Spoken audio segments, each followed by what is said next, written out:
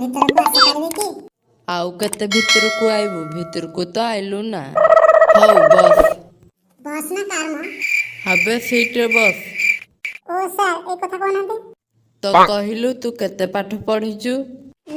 ମୁଁ ସାର୍ 10ଟାରୁ 4ଟା ଯାକ ପଢିଛି। ମଝିରେ ଟିକେ ଟାଇମ୍ ମିଳିଲେ ଶୋଇପଡ଼େ ଆଉ। ଆରେ ତୁ କୋଉ ଯାକେ ପଢିଛୁ? ସାର୍ ମୁଁ ଗାଁ ସ୍କୁଲ ଯାକ ପଢିଛି, ଆଉ ଅଧିକା ପଢିନି। କାହିଁକି ନା ସାର୍ ମୁଁ ବହୁତ ଗରିବ, ମୋ ପାଖରେ 1 रुपया भी नहीं था। मैं पढ़ने के लिए बहुत कोशिश किया, लेकिन ମୋ ପାଖରେ ପଇସା ନଥିବାରୁ ମୁଁ ପଢି ପାରିଲିନି। ମୋ ବାପା ବି ବହୁତ ଗରିବ, मैं गरीब हूँ, मैं गरीब हूँ।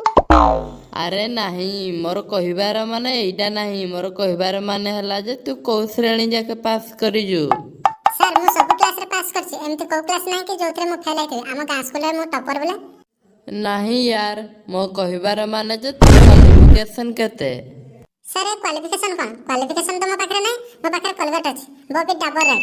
ହଉ ସେ କଥା ଛାଡ, ତୁ ଚାକିରି କଣ କରିବା ପାଇଁ ଚାହୁଁଛୁ?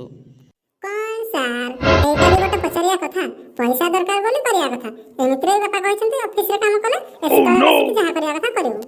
ହଉ ଚାକିରି ତ ତତେ ଦେଇଦେବି, ତା ପୂର୍ବରୁ କିଛି ପ୍ରଶ୍ନର ତତେ ଉତ୍ତର ଦେବାକୁ ପଡିବ।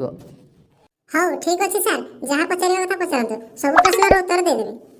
ମୁଁ ତତେ 5ଟା ଲଡୁ ଦେଲି। କଣ ସାର୍ ଆପଣ ବି ମିଛ କଥା ଗୁଡା କହୁଛନ୍ତି? ମତେ ତ ଗୋଟେ ବି ଲଡୁ ଦେଇନାହାନ୍ତି। ଫାଷ୍ଟ ଗୋଟେ ଲଡୁ ଦିଅନ୍ତୁ। ଆରେ ପୁଅ, ଭାବିନେ ମୁଇଁ ତତେ 5ଟା ଲଡୁ ଦେଲି।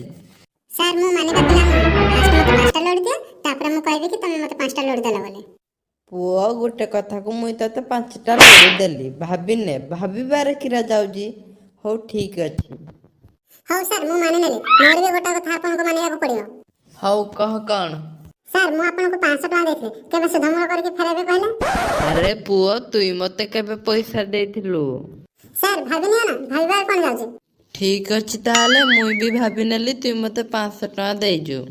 ତ ସାର୍ ମୋ 500 ଟଙ୍କା ମତେ ଜଲ୍ଦି ଦିଅନ୍ତୁ, ମୋର ଦରକାର ଅଛି, ନହେଲେ ମୁଁ ଆପଣଙ୍କ ଝିଅକୁ ଟେକି ନେବି। ଏଗୁଡାକ କଣ କହୁଛୁ ତେ?